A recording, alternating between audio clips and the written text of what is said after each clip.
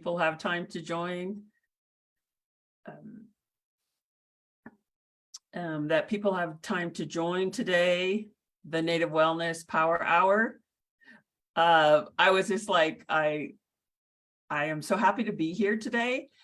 And I know sometimes when we come into this unique space on Native Wellness Institute, I think one of the things I've learned through my journey, but also hearing many people, mentors, teachers, unintentional teachers say to me, of all ages, from little kids, from, elders, in dreams, in prayer, at ceremony, the ancestors having our backs, is really that core teaching of being real and what that means to you, to your spirit, to your life journey and your gift. So today, I've been really kind of like, ever since I was a child, sometimes people would say to me things like, you act like like an old person. And I always took that as a compliment, because even as a child, that made me feel acknowledged. And so today I wanted to share with you really, I got my Power Hour shirt on, get your well on, and to really give appreciation to everybody that's joining today. And that whatever your age is, if this is day one for you, if this is minute one, or if this is, I was going to say the 100th year for you, because maybe we have some ancestors joining, right? Because they don't have to have a data plan. I'm just saying, that's the miracle of our way of life. But regardless of coming to this moment, being in the moment is really, it gives your that nurturance in Native wellness. How when we talk about what is wellness, you can Google it now. There are companies that say, you get this pill, this is your wellness pill. But in the philosophies that I think we're really, I feel a lot of gratitude and to be a part of the wellness community, the international indigenous wellness community, the state and local, the gravel road wellness community, wherever you are right now. And being in the moment is real simple. So I wanted to start off the Power Hour today with kind of just 3 techniques that I use. I used them right before I got on here, when I put my shirt on backwards. Like reground, regrip, and so I learned this, and somebody sent me written instructions for this, and I had to read those instructions a lot of times. And then I thought, well, the best way I learn is by someone showing and doing. So you put your, your storylines on your fingers, you put those forward, you cross, make a little, not an X, but a cross, loop your thumbs, and right kind of where my messaging is, you put your hands right there.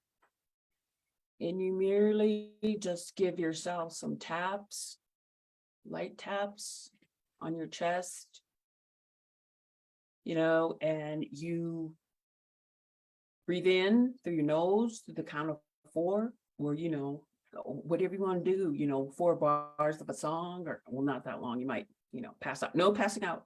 So we're going to use numbers. So you inhale for 1, 2, 3, 4. Pause, keep tapping, and then exhale. And throughout this Power Hour, that is one way that even sometimes when I'm at a stoplight, and maybe, people aren't driving like me. No, I'm kidding. They're driving somehow. And just to really take that moment to get back into that center of where I can really start concentrating on being in the moment, observing, hearing, feeling, but also tending to myself. because if in that moment I've been driving like this, breath and just that light nurturing touch helps bring you back into the moment.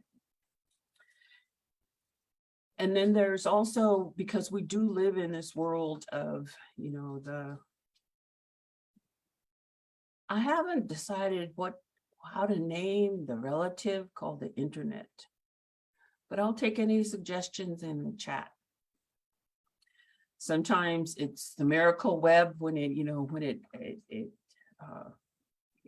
high speed, the data is good, you paid up on your plan, you're in good reception area and you want to stream or, do a reel or whatever.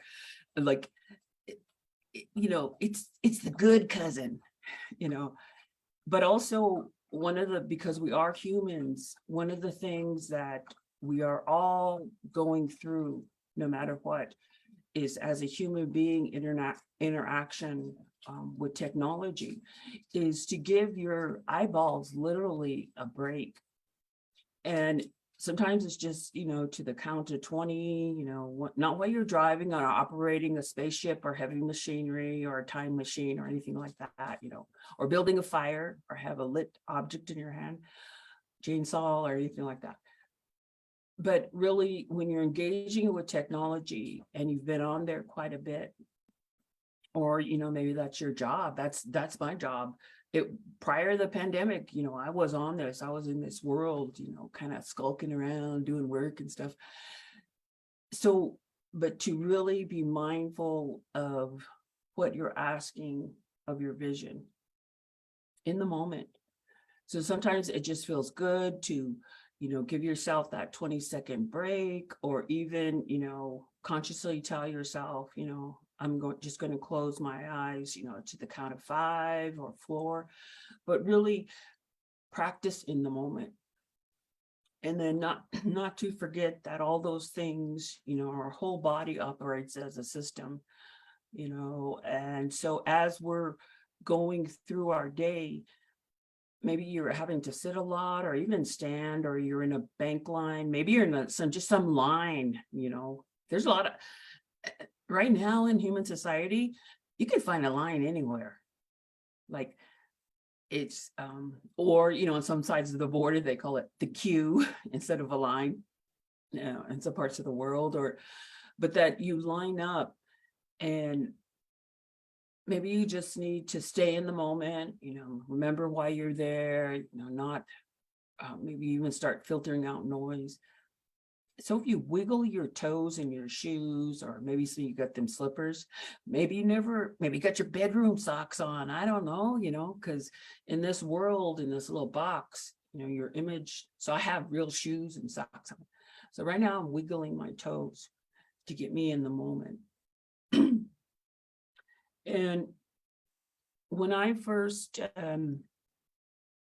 when I was, a small child, the word wellness meant that you didn't have a cold. Are you feeling well today? Or, you're not feeling well.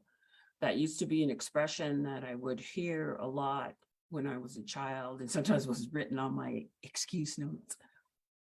And I confess, sometimes I wrote those notes, but there was a language that people used, the English language, that you would hear often. And in this modern movement, I think that, like, a lot of people now, when you see the resurgence, this is when it's the good cousin internet, you see the resurgence of language being expressed, maybe in a written form that people don't have to agree on ever, but we're using different mediums to express our languages, and through symbols, through art, through even how we look, right? How we're choosing to present ourselves to the world. And in that, there is opportunity, to say, like do your self check-ins with yourself, like kind of like, where is my wellness meter today? Or how do I feel today? And being real starts with yourself sometimes before you present to people. So today, one of the things I'm really appreciative of is the wellness help that I've received from people, outside of my community, in my community, on the road, the kind accidental, stranger conversation that in some way that social interaction lifts you up in that moment. And it starts also with self. So that way that you talk to yourself or you describe yourself, sometimes you just, need to like have those wellness. How am I talking about myself today? Like, what am I thinking? And the beautiful thing about our way of life is that there's a lot of encouragement for people always to receive help. Do you need to smell the smudge? Do you need to light the smudge? Do you need to remember, that you carry the face of the ancestors wherever you are? You carry your parental generations, all the generations back. You wear them on your face, in your body, texture of your hair, how how your hair, even on those days when it's looking somehow, you know, that that has a connection to all those generations back and how you arrived today. So sometimes when it's been for me, like in those moments when I am making changes, or, I like to say, I had to ask myself this question. I mean, throughout my journey, do I need a wellness tune-up? Because sometimes that starts with that self-talk, your wellness tune-up. How are you honoring you and all of those people that they lived and hung on to life and celebrated life, had wonderful lives, had majestic lives, and you arrived. You're the benefit of that gift, of that continuation of life. And that at our birth, we arrive with instructions. And sometimes it's the people around us who give us coaching, or if you want to call it parenting or nurturing. And sometimes those scratchy experiences where you suddenly show up for yourself, and a trait, maybe an act of, grace or encouragement or kindness or understanding that you didn't know you had until those scratchy moments, those good moments. And I always, when I hear, like in the wellness community, people talking about their journey, like sometimes this is a visual I use for myself, because your mind is it's a helper. That's why we're given, the capacity to learn, to think, and to invent, to be creative. And sometimes when you feel that kind of like coming to a stall, or maybe it's like a stutter, like the old motors, people born that never had to hear, and suddenly the car starts. That old sputtering carburetor that, probably in the future generations will no longer be a machine sound they hear. Just because of the changing, technology and the changes that we're all striving to be better residents of the earth. I guess that's one of my little wellness jokes I tell myself. I don't want to get the eviction notice from the earth. I want to be a good relative to the gift of walking on this planet. But in my wellness journey, I have had to say to myself, do I need a wellness checkup?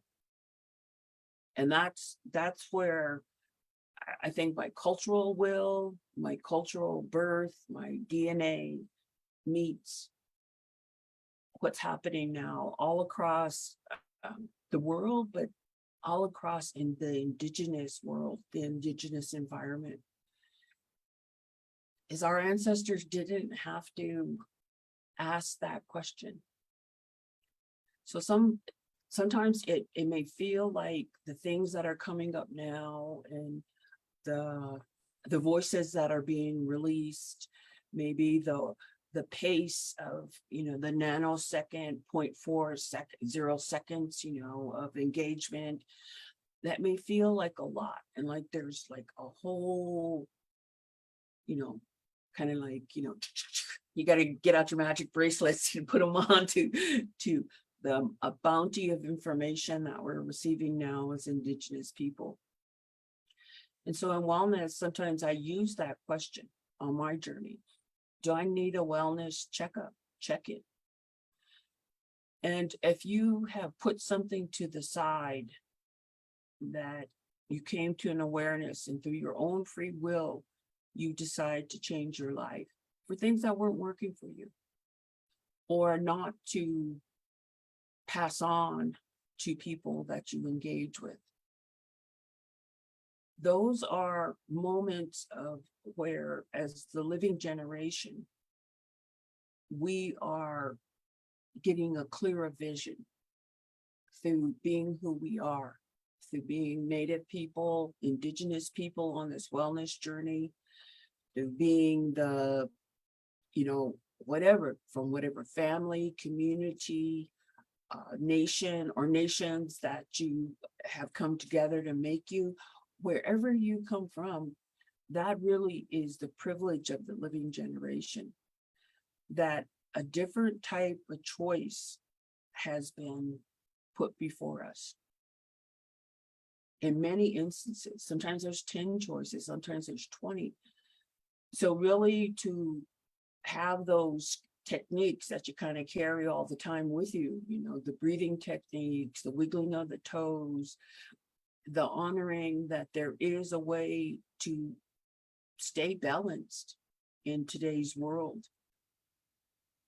and to self-correct, be responsible for that gift of saying, do I need a wellness checkup? Or what is wellness, and for those of you that I have like a term, and sometimes people, when I use it, because I use it in all settings,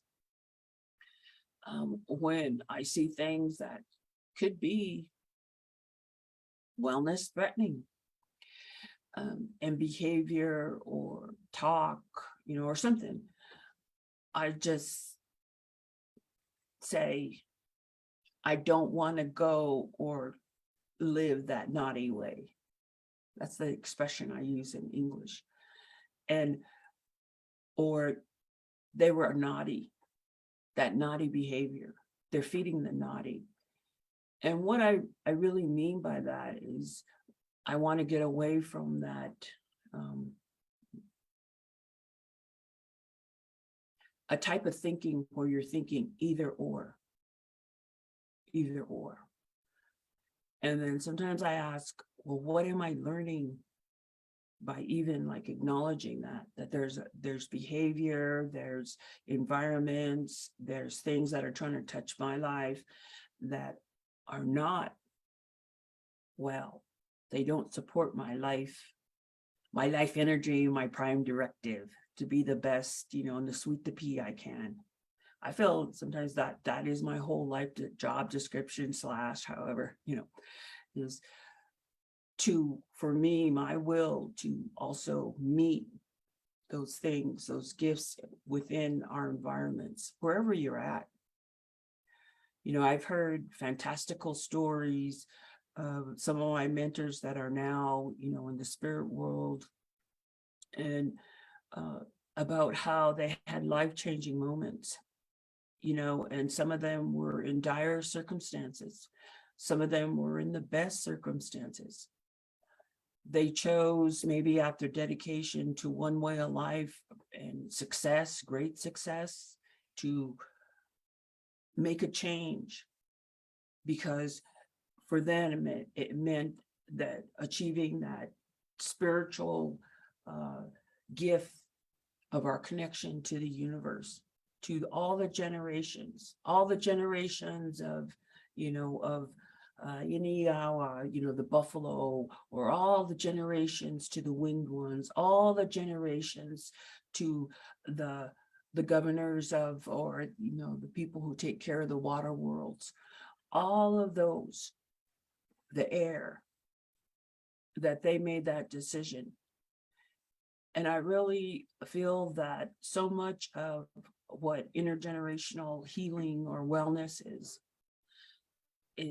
it's merely sharing through connections in a good way, the best way you can. But it can also have those bittersweet moments when we know there are still challenges. We know not every space is safe for everybody right now. As an Indigenous person, as a human being, and we're not giving up, because that is really, mokaken. Never give up. It doesn't mean that you're the stoic Indian who don't ever shed a tear, or, that your back never relaxes because you don't have to be at attention. It means we don't give up.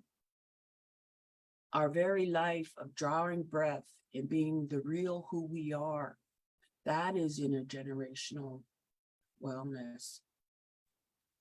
Because that was a choice that through all the circumstances now seems like a way of life. It's a circumstance. So if there's something that's not working for you,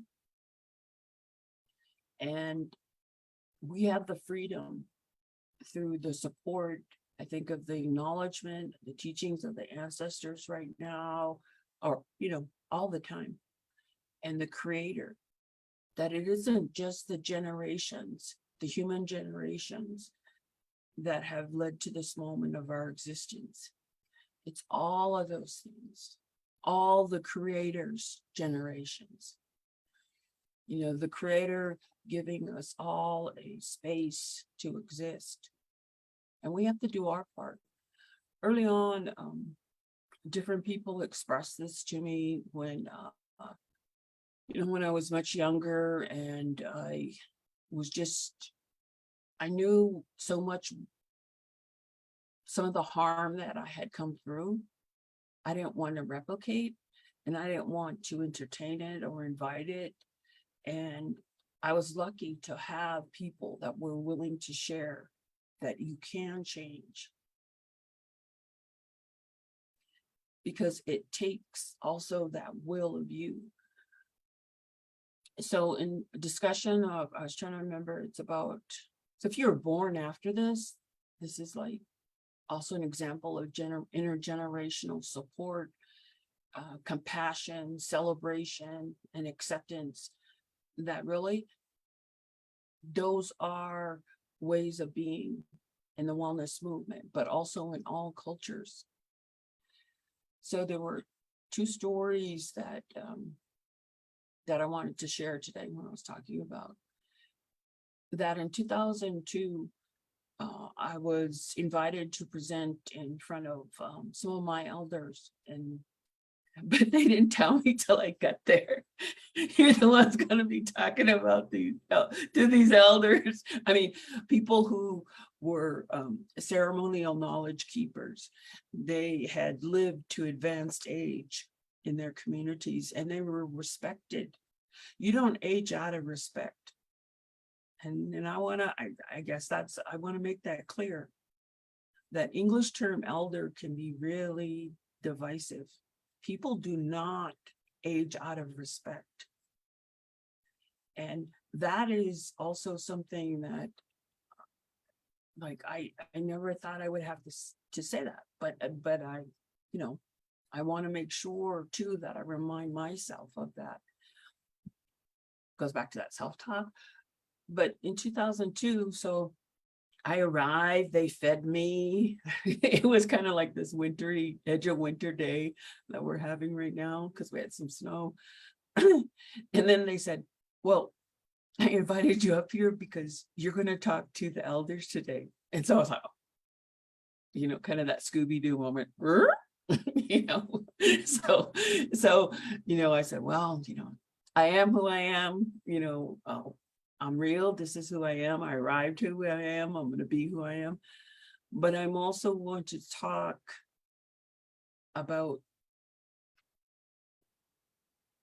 an issue that I feel we need right now to give support to. And I had been through a period in my life of more than a decade, longer than that, a couple decades of engaging with the traditional medicines in the natural world. While doing things you're supposed to do to be employable, go to school, get a resume, all that kind of stuff, and want to work, kind of stuff. That's a joke. That's another wellness hour. And so what I told them was, that's who I am. That's why I came here. Because we all know that part of our traditional medicines, they've went through that same experience. They know what they're doing. They have their own knowledge systems and their own existence in the world, in the universe. But our human experience was that some of those medicines had become, through the changing ownership and access to land, to even presence in our communities, those had a pause where there was readily access to those teachings, to those common knowledges, to our sacred medicines, the earth medicines that come, and they guide us like through this journey. And you can call it like the intergenerational journey, because they're there to help. So I shared with these elders, and respectful. I didn't say, you've got to do this. This is your behavior, you blah, blah, blah. That wouldn't have worked. That doesn't work. But I talked about the beauty that I had seen from traditional medicines, the help that I had received, and what we're trying to do and move forward in a good way. That's all I did. And the gift that I still carry from their responses was that they listened, and then they supported me by telling me, that's one of our teachings. We have to help the medicines. We have to do our part. So in the wellness journey, sometimes the medicines appear in the person, sometimes they're in a song, sometimes it's maybe when you get your indigenous name, you're now called, I'm Nitaniko Asteniki. That's my name. That's my real name. And sometimes in those moments, it's that you presented yourself, you did your part, your struggle to reclaim, reconnect, repatriate. And then maybe, you move through your life in a good way, and you doing the best you can on, for yourself, your family, your community, the universe. And you're then gifted another name. Maybe it's in those moments that really is an action of intergenerational wellness, where naming and acknowledging and hearing the language or a song, that sometimes all of those things are about, because there's generations of not just the human ancestors, but all the creation's ancestors came together. But just like those group of elders, they were affirming that you must help the medicine. That's your part, because it can present itself. And I think that that kind of concept of where, it's kind of like a job description, but don't get tense just because I said that. Wiggle your toes. The other one I like, which everyone who's ever been in my training knows, you squeeze your buttocks and then you let them go. Because there's a really important thing that happens in your solar plexi, your bottom, your thighs and stuff that has to do with keeping your stress level and your balance. So I make a joke out of it. So everyone squeeze your buttocks. And then the thing I like about that, you could be stealth. Maybe you're hearing something, and then you just squeeze them and you release. Because it gives your whole system a signal, go forth in wellness. But so in these moments when we experience the gift of reconnecting, or that concept, narcissist blood, which many people, I always used to look forward to hearing him speak and being around him, and just, he's real creative energy, because it was a thread like the rope, an Indian rope. It was like the rope through time sometimes when I was with him. And he used to talk about that word repatriation, and how what you can do as an act of repatriation, which includes everything that we acknowledge in creation, and even that stuff we're finding out, we're still learning, is that you repatriate to the land. You repatriate your very presence. You give yourself by being present on land, on sites that are critical in their teachings that were important to your people. Or you may go somewhere and you just arrive on a piece of the earth and you just feel like,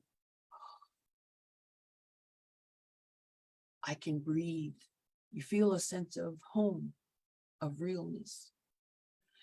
And that's also like throughout the generations, there was always ways people connected and traveled in the culture I'm from, long distances before airplanes or any of, Tesla or any of those things, because that was part of who we were. We were education. We stayed in a learning state, but we were active in our knowledge state. Our knowledge was active. And I can say that's true today too. Because on the daily, I see coming through this medium things that can bring up that question on an hourly basis. Do I need a wellness check-in after reading that story? Do I need a wellness check-in after, hearing that report?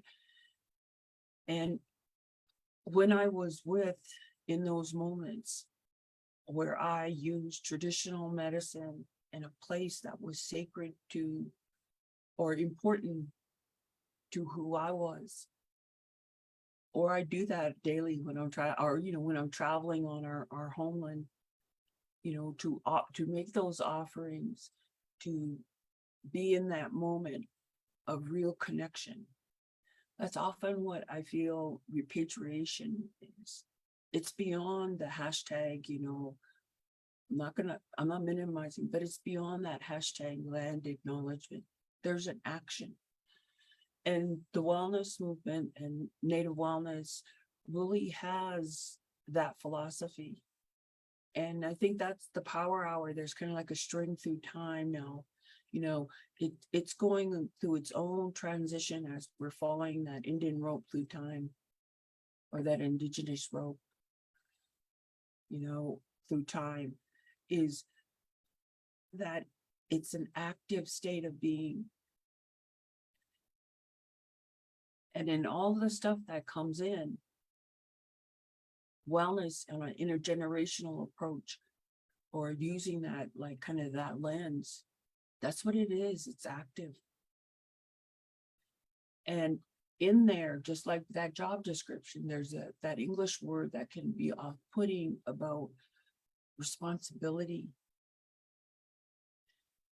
Because if it's only responsibility to carrying the task of somebody else on your back, or the philosophy of somebody else, or maybe even in your body, feeling like you have to, conform to something that maybe isn't you, like it doesn't fit, I don't know, like a girdle, or what do they call now? Spanx or compression. Compression, I always think of with they had to squeeze that one girl on Willy Wonka that they were going to go down and compress her out of being a blueberry. But in those moments when you're feeling that, and your wellness journey and your responsibility, those are moments when I always feel like they're key to like celebrating. That's, if you feel that pressure, the responsibility of wellness is to regroup, rebalance. What brings you happiness? What brings you joy? What makes you feel good? What technique and toolkit have you put together? Kind of like, what are you pulling on your travois? What is literally in your pack, your wellness pack, that you need to pull out? Because there's in responsibility, there's also self-reliance. Doesn't mean you're stoic, stoic Indian, alone, only sheds one tear a generation, kind of things for the camera. And that's not, or in my experience, what I've also seen is that celebration, that really wellness is fun, it's joking, it's understanding that one of our resiliency strengths that everybody's, it's kind of like those exercise bands, but I want to say, but that word too, resiliency, but it's one of your tools that as a living generation member, we're all qualified at this moment, I hope, that we began to share across whatever communities you belong to. And maybe those communities you don't know, or those people you don't know yet, what you've learned how to carry yourself through these last couple of years. Because that teaching will be a part of the intergenerational wisdom that we leave behind. Because all those things that the wellness movement were used during this pandemic to help people. And we still need that. We're not out of it yet. But we need to also honor our responsibility to understanding what is my wisdom, what is my wellness wisdom over the last couple of years. And for me, it's using that question that I used early on or throughout my journey. Do I need a wellness checkup? What in my wellness tool bag worked? What did I discover that was fantastical during the pandemic? How did I learn something to nurture me, to instill that sense of play when I was still in isolation, from my relatives, when I was in my bubble? Because those are little indicators of how we continue to offer support to each other on this movement. To people that are just, they're discovering, they're entering rooms for the first time, either here or on the, through the web, and they are looking for that home community, that place on earth to let their breath out, to be honored for not only their struggles, but that gift that they were born with, that sense of humor, for their curiosity, so that they live as a person to whoever the creator meant them to be. And the other story I wanted to share with you about intergenerational wellness, because it was like it was an aha moment for me. I again was working with a wide, there were adults, or at least that's what they told me, but they worked with children. That was their whole thing. They were, like, if you want to say, responsible for the safety of the children, the well-being of the children. And so it was an Indigenous community. And so on my own journey in the wintertime, then I had a fall. And so I had my arm like this. Like, you can't see it. It was like this. It's like literally it was all wrapped up and I had to wear this thing. So on that training trip, I was grateful because my mother could come with me. And so this wasn't that long ago. It was about 15 years ago. So I have my arm like this. It's all bound to my side, right? And so they told me this story about, because one of the things I think in wellness is you expect an interchange of wellness. That's my expectation. When you engage anybody anywhere, there's an exchange. And are they going to be a teacher? Are you going to offer support? Do you recognize each other as shared values, as family members, community members? There's always something in that moment. And so I got startled, like they asked me to talk about a security issue right before. So my arms like this, but I got my mom there, so I was feeling all right. And then a lot of the people in the group I was privileged to work with they were all ages, but they did have what people call in English, elders, but they had learned, wise people. And already just going into that room, I was uplifted. And so we went through this, getting to know each other. I said that spiel and stuff. And then I wanted them to tell me their story about what they had learned from the previous year, because they were getting ready for a new year. And so they told me this story. And I was just, it's kind of like one of my kernels that I keep.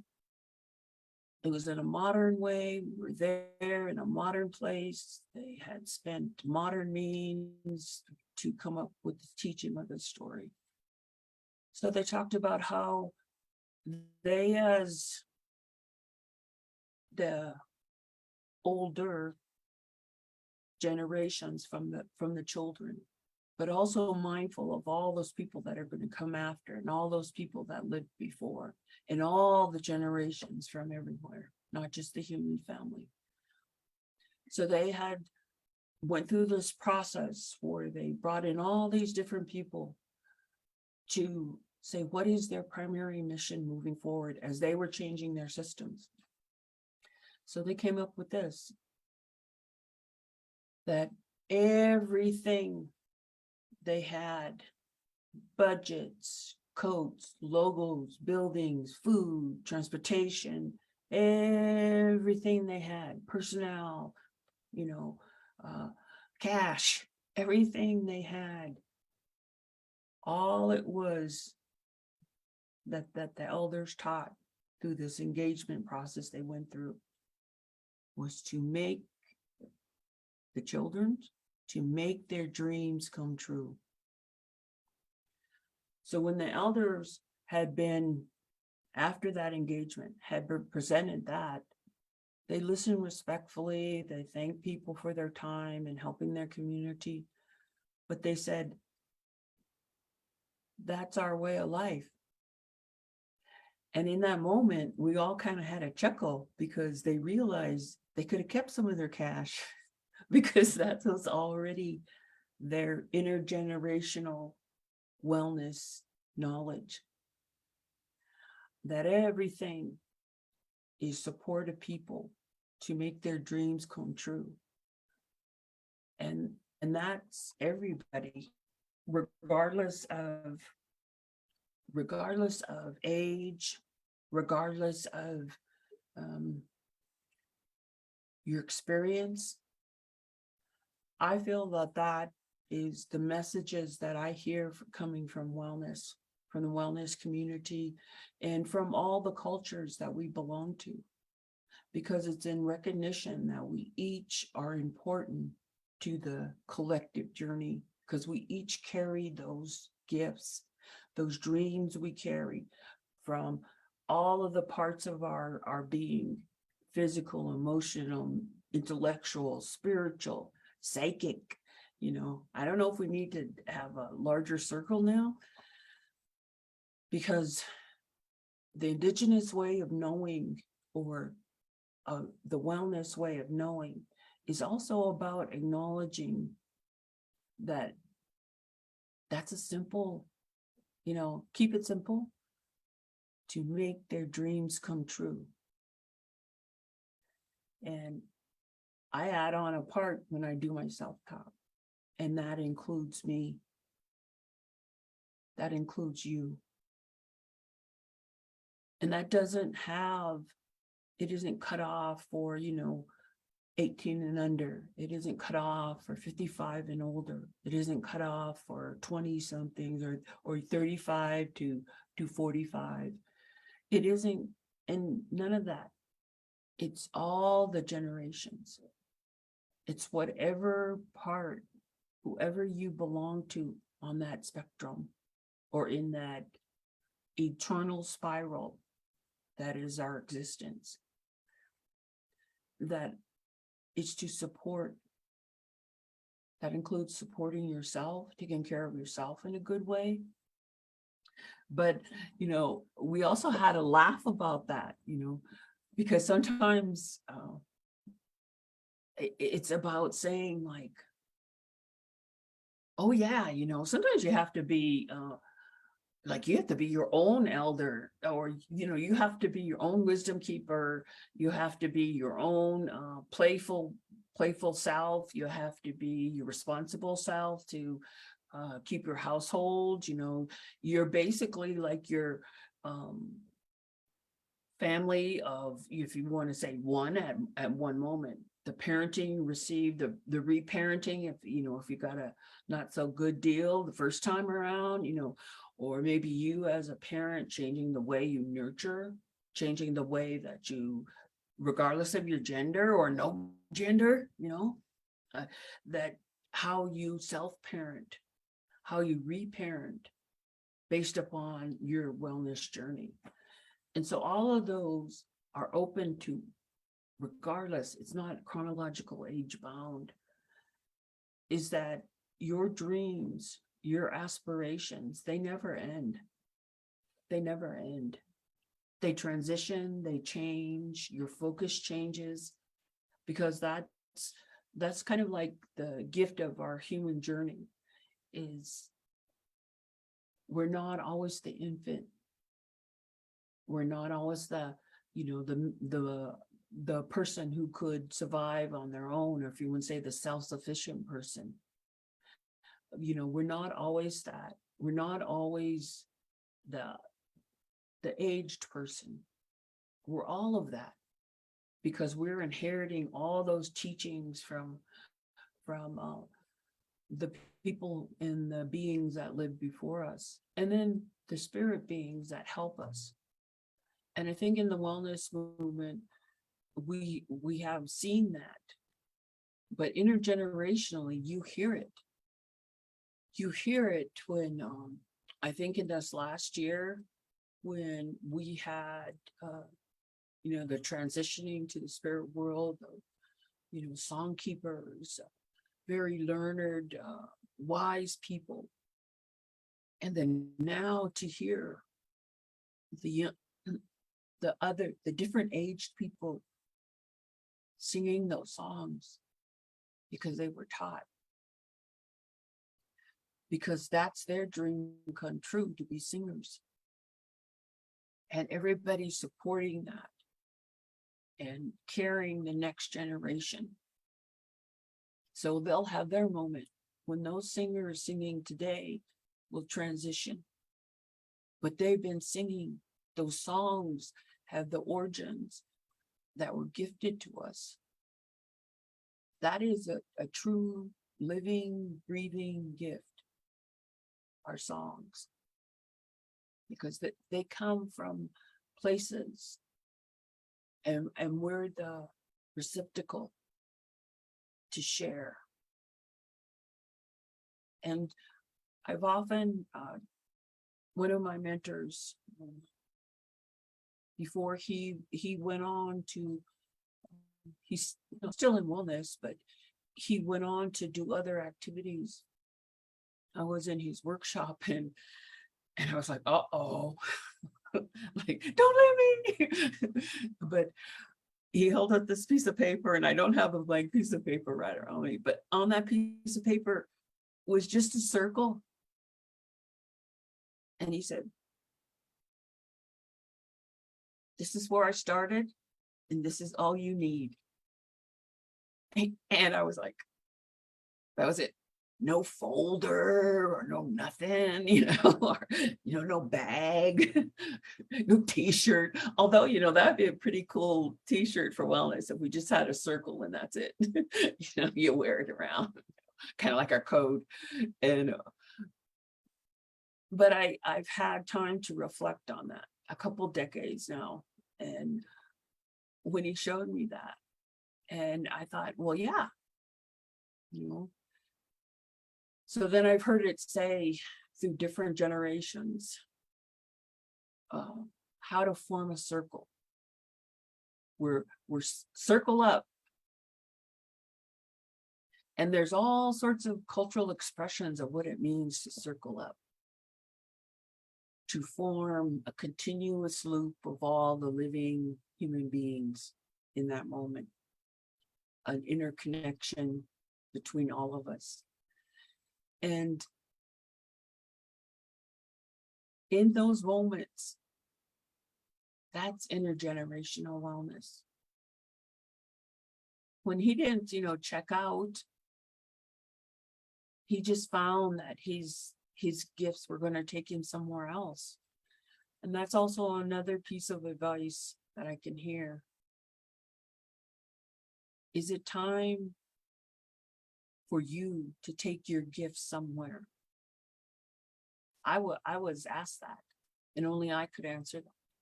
So that's part of my wellness intergenerational toolkit, is I'm reminded of those points of clarity when everything was just together and it was just there. I was in the moment. And if I didn't learn these techniques, the breathing, remind myself in my toolkit, the wiggling of the toes, prayer, smudge, going to supportive spots of safety, spaces of safety and support, seeking out additional spaces when I needed it to keep my wellness checkup, fulfill my wellness checkup. Those are times when I felt that intergenerational wellness, that my ancestors, the creator, everything is gifting me, is to be connected and to be who you really are, and to support others, because there's a generosity of supporting people. And I also was kind of like this was said to me, that a gift is only a gift when it's received. And I heard that from a lot of different, what people sometimes call wisdom keepers or wise people. I heard that same phrase, different cultures all over. And I think about that act of generosity. And maybe, I don't know where you all are today. I know where I am. But in those moments when maybe you're doing your wellness check-in, don't forget, there's only one of you, and you are needed. You belong in the wellness movement. You have a seat in the circle, always and forever. Because all our gifts are revealed throughout our whole life. So people do get instructions, they know, have early knowing, and to really celebrate other people's gifts, that's an act of generosity. To give your gifts, your strength, your spirit, your presence. It's like repatriation between generations, repatriation between human beings, of that support, of that generosity to support somebody's dream journey, to support their real life, to support the reality of them as a human being sharing space with you. That's also intergenerational wellness. And sometimes, so I heard that a lot, gift isn't a gift until it's given. And that's an action of generosity. And today, as we're coming, we have a couple more minutes, but I really want to acknowledge all of you, that you are the gift. You're the container that it comes in. You're unique. You're special. You belong. And that's really the journey, the intergenerational journey of wellness, is that we learn how to be present in a good way. We practice, we live our toolkits. We don't just live them from up here. We live them from here. We live them by acknowledging everything that's around us. We have relationship with the traditional medicines. We honor them in the way we collect, the way we hold, the way we carry, the way we gift. I just really, in this moment, when I was going to come on here today, I just had appreciation for everybody that clicked on or got up this morning, because, we've been through a little rough patch. It's kind of like somebody put a rock in the tumble dry cycle, but we've learned things, and I'm looking forward to hearing all those wellness stories. And to the person that I am not yet sitting in the circle with, that I don't even know where you are, I'm going to welcome you, because I want to hear your story, because we all belong. We're encapsulated by wellness in the indigenous world, in our cultures, in the space that we occupy in the universe. We're already in the circle. But I look forward to the time that, I can hear your story. I could hear your power hour. I could read your book, I could look at your t-shirt, So I just want to thank you again for joining the Native Wellness Power Hour. And, I love little capsules, sayings and slogans. And, Native Wellness Institute always encourages people be positive, proactive, and productive on your wellness. And I would like to add my little commentary to that, because you're worth it. I'm worth it. We're all worth it. And so I wish you wellness from my place in the circle. And I wish you a wonderful day, a good sleep, and a good journey. And thank you for joining the Native Wellness Power Hour.